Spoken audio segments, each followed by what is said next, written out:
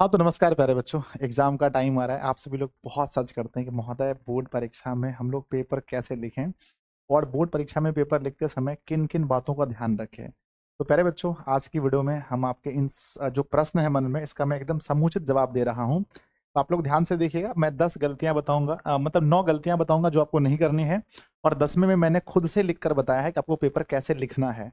तो आप वीडियो को लास्ट तक देखें। वीडियो अगर आप देखने के बाद ही कुछ नीचे कमेंट कीजिएगा। अगर वीडियो आपको पसंद आएगा तो दोस्तों को भी शेयर कीजिएगा ताकि वो लोग भी इस चीज़ों को जान सके। और चैनल पर पहली बार रहिएगा तो सब्सक्राइब वगैरह भी कर लीजिएगा, ठीक है। आइए बच्चों, सबसे बड़ा चीज़ ये है आपके मन में कि महोदय हमें बोर्ड परीक्षा में पेपर कैसे लिखना है, चाहे 10th का पेपर हो, 12th का पेपर हो, या कोई भी बोर्ड परीक्षा हमारा जब होता है। तो आइए, सबसे पहला पॉइंट है बच्चों कि जब भी उत्तर लिखें, है ना, सब पॉइंट को लिखिए अपनी कॉपी में कि जब भी उत्तर लिखें पहले साफ साफ लिखें, ठीक है। बच्चे क्या करते हैं ना, बहुत हड़बड़ी में रहते हैं। उन्हें बस ये लगता है कि हमारा टाइम पूरा हो जाएगा, टाइम पूरा हो जाएगा, बहुत स्पीड लिखेंगे। बच्चों ऐसा बिल्कुल नहीं है। टाइम आपको प्रॉपर मिलता है एग्जाम में, इसलिए आप पूरे आंसर को जो भी लिखें बिल्कुल साफ साफ लिखें। और कई बार क्या होता है ना, हम डरते हैं कि सर हमने कुछ गलत लिख दिया है, यानी पूरा प्रॉपर सही नहीं है, इसलिए हम गिजमिजा देते हैं। बच्चों, गिजमिजा देने से और नंबर कटे। अगर आपने थोड़ा सा दायां बायां मारा भी है, थोड़ा मिस्टेक भी है, आपको 100% याद नहीं भी है, फिर भी आप साफ सुथरा ही लिखें। दूसरा हमारा पॉइंट आता है, सबसे इंपॉर्टेंट है कि प्रश्न क्रमांक का ध्यान रखें। बच्चे क्या करते हैं ना कि बहुत बार प्रश्न क्रमांक गलती कर देते हैं, यानी 2 नंबर के प्रश्न को 3 नंबर में, 3 नंबर के प्रश्न को 2 नंबर में। और कई बार क्या होता है ना, जब अथवा बच्चे बनाते हैं तो अथवा लिखना भूल जाते हैं, इससे आपका अंक पूरा कट जाता है। ऐसे बच्चों, मान के चलिए कि 2 नंबर में हमारा कोई निबंध पूछा गया है, और निबंध में हमारा पूछा है निबंध, और तीसरे में पत्र पूछा है। हमने निबंध नहीं बना के पत्र बनाया, या पत्र और संवाद पूछा है, पत्र नहीं बना करके संवाद बनाया, तो आपको यहाँ लिखना पड़ेगा कि अंक संख्या 2 है और हमने जो बनाया है ये प्रश्न ना, हमने यहाँ अथवा बनाया है, अथवा बनाया है, तब यहाँ पर आकर के आपको उत्तर लिखना है। तो इस चीज का विशेष ध्यान रखें प्रश्न क्रमांक का, कि प्रश्न क्रमांक में गलती ना हो, और अगर प्रश्न क्रमांक सही हो तो अथवा भी ध्यान रखिएगा। पॉइंट नंबर तीसरा देखिए, बोर्ड परीक्षा में ध्यान रखना है आपको, वो पॉइंट है क्रमबद्ध तरीके से प्रश्न का उत्तर दें, ठीक है। बहुत सारे बच्चे कहते हैं कि हमें क्वेश्चन नंबर 1 आता है, फिर क्वेश्चन नंबर डायरेक्ट 7 बना देते हैं, डायरेक्ट 8 बना देते हैं, जबकि उन्हें बीच के प्रश्न भी आते हैं। तो प्यारे बच्चों, मैं आप लोगों से यही कहूंगा कि आप कोशिश करें कि आपका क्रमबद्ध तरीके से आंसर हो। यानी आप ये समझिए, जैसे मैथ का सवाल है, 1 से लेकर के 30 सवाल दिए गए हैं, जिनमें से 15 सवाल आपको बनाने हैं। अगर आपको लगता है कि 1 नंबर हमने सॉल्व किया और एक के बाद में हमारा 2 बन रहा है, तो 2 ही बनाएंगे। ऐसा नहीं कि 1 नंबर बनाने के बाद उछल पुछल के 30 बना लेंगे और फिर बाद में 15 गिन लेंगे। यहाँ 2 चीजें। आप बोलोगे सर अगर हम अल्टरनेट बनाते हैं तो जहां तहां से बना के 15 सवाल पूरे कर देते हैं तो नंबर मिलेंगे बच्चों, लेकिन ना एक साइकोलॉजिकल इफेक्ट पड़ता है। जब टीचर चेक करता है आपकी कॉपी को, तो वो कभी नहीं चाहेगा उसको तकलीफ हो खोजने में कि आपने कौन कौन से प्रश्न बनाए हैं। तो तीसरे पॉइंट में विद्यार्थी जी याद रखिएगा कि हमें जो आंसर लिखने हैं सीरियल वाई में, अगर 1 के बाद 2 नहीं बनाया, 3 नहीं बनाया, 4 बनाए तो 4 लिखेंगे, 5 लिखेंगे, इस तरह से क्रमबद्ध तरीके से लिखेंगे। तो आपकी कॉपी चेक करने वाले जो एग्जामिनर है वो आपको अच्छे नंबर देंगे। और हाँ, याद रखिएगा कि दो प्रश्नों के बीच में आपको कम से कम 1 लाइन तो छोड़ना ही छोड़ना है। 2 लाइन छोड़े तो अच्छा है, मेरा मानना है कि 2 लाइन आप छोड़ देंगे 2 प्रश्नों के बीच में, ठीक है। 1 लाइन तो नेसेसरी छोड़ना ही छोड़ना है, वो आप वहां पर पेपर के अनुसार देख लीजिएगा, ठीक है। पॉइंट नंबर चौथा आपको याद रखना है कि अच्छे कलम का उपयोग करें। अभी अच्छे कलम का मतलब ये नहीं है कि बहुत महंगा कलम हो, 50-100 रुपए का, ऐसा नहीं है। अच्छे कलम का मतलब ये है कि जिस कलम को आप यूज कर चुके हैं। एग्जाम टाइम में अक्सर क्या होता है, मेरे साथ खुद हुआ था कि हम एग्जाम टाइम में ना सोचते हैं किस किस पेन से लिखें कि बहुत अच्छा हो। तो मेरे बच्चों, पेन मतलब जो है ना, जिस पेन को आप पहले यूज कर चुके हैं, या जिस पेन को आप बहुत चला चुके हैं, जिस पेन से आप कंफर्टेबल महसूस करते हैं, उसी पेन का यूज करें। अच्छा मतलब है कि जो आपके लिए अच्छा हो, है ना। ऐसा नहीं कि जो आपके दोस्त के लिए अच्छा है वो आपके लिए अच्छा हो, जरूरी नहीं है। चाहे वो जो 3 रुपए का हो सकता है, 5 रुपए का हो सकता है, कोई भी पेन हो, ब्लैक या ब्लू पेन हमें आप, है ना, हमें एग्जाम में लिखना है, वो भी बिल्कुल अच्छा जिसका उपयोग आप कर सकें, है ना। तो इसको भी पॉइंट को लिख लीजिए कॉपी में। पांचवा पॉइंट है, पेपर लिखते समय आपको ध्यान रखना है हमेशा कि जो पूछा जाए वही लिखना है। अब आपसे पूछा है प्यारे बच्चों की परिपथ किसे कहते हैं, आप पूरा घुमा रहे हैं, आप उनको विद्युत धारा की परिभाषा बता रहे हैं, फिर परिपथ बता रहे हैं।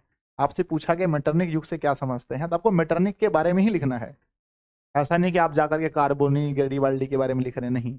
तो जो प्रश्न में पूछा गया है वही लिखना है, समझ रहे हैं ना। भूकंप किसे कहते हैं, तो भूकंप ही लिखना है, भूकंप किसे कहते हैं, ये नहीं लिखना है कि बाढ़ इसे कहते हैं फिर भूकंप इसे कहते हैं, ऐसा नहीं है।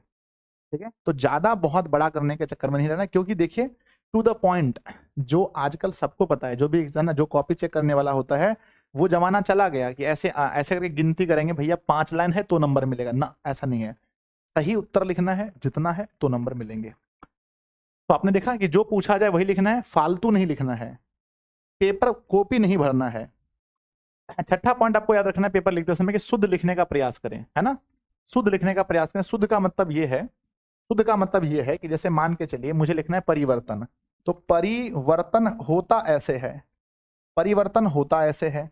अब आप परिवर्तन ऐसा न लिख करके आप परिवर्तन लिख रहे हैं ऐसे करके, परिवर्तन ऐसे लिख रहे हैं, मान के चलिए, ये क्या है, अशुद्ध है ना, ये अशुद्ध है।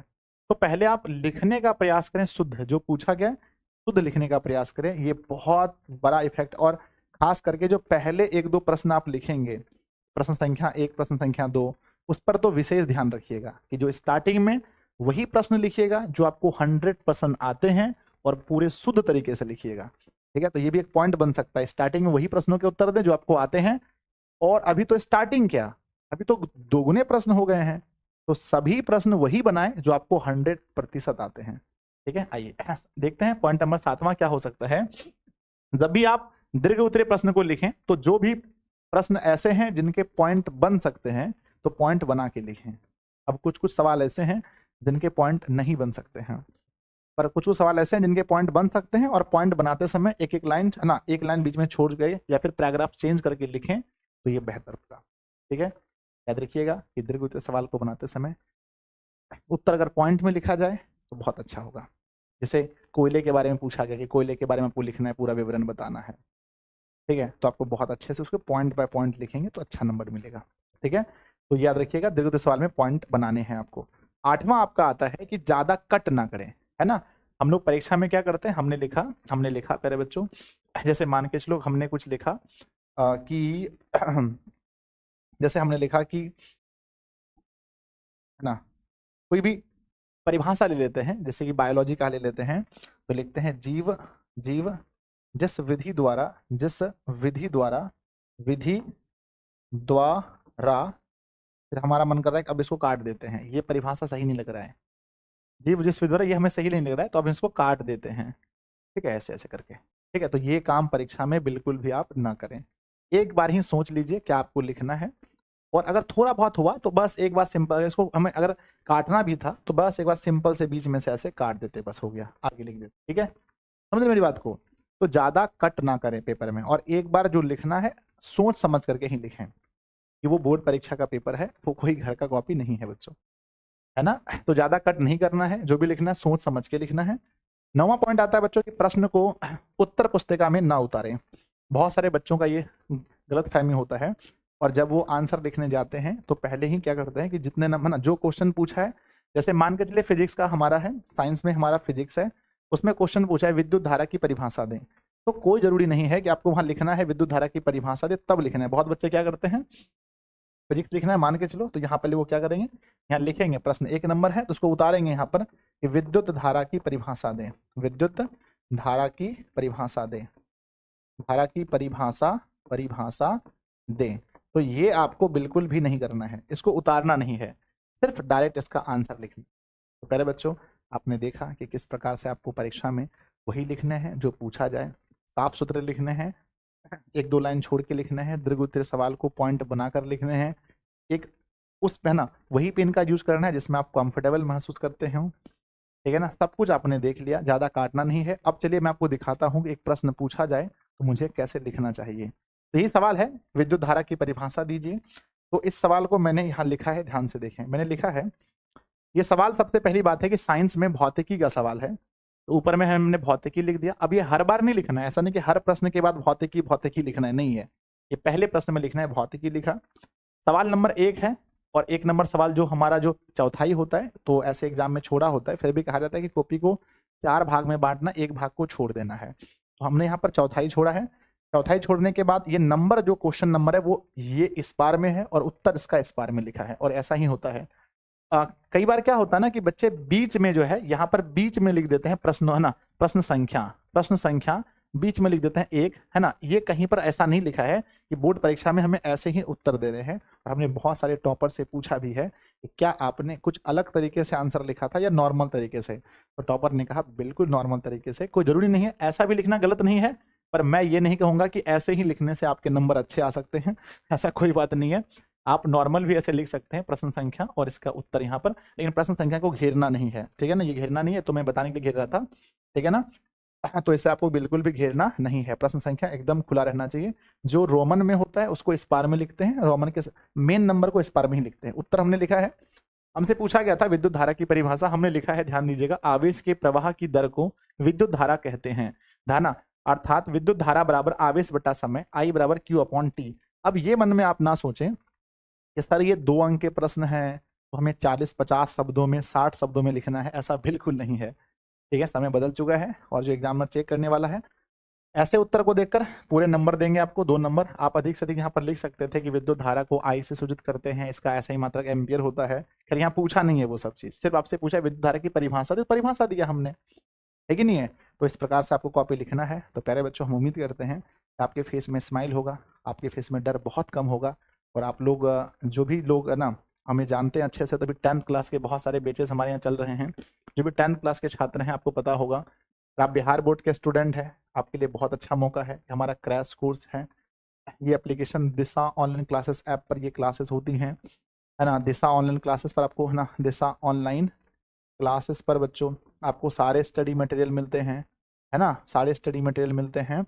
और प्यारे बच्चों, इसकी फीस मात्र 199 रुपये है। तो जो भी छात्र हमारे सारे नोट्स को लेना चाहते हैं 10th क्लास का, तो आप लोग बहुत अच्छे से 7700879453 पर कॉल करके या direct application Disha on classes जाके पे करके ले सकते हैं। आप लोग मुझे ज़रूर बताइएगा कि इस वीडियो से आपको क्या सीखने को मिला, और अगर कोई मन में डाउट है आपके मन में, वो भी आप लोग मुझसे पूछ सकते हैं। हम उम्मीद करते हैं कि आप लोग बहुत अच्छा फील कर रहे होंगे और ये वीडियो आपके लिए बहुत लाभदायक होगा। धन्यवाद बच्चों, कमेंट जरूर कीजिएगा।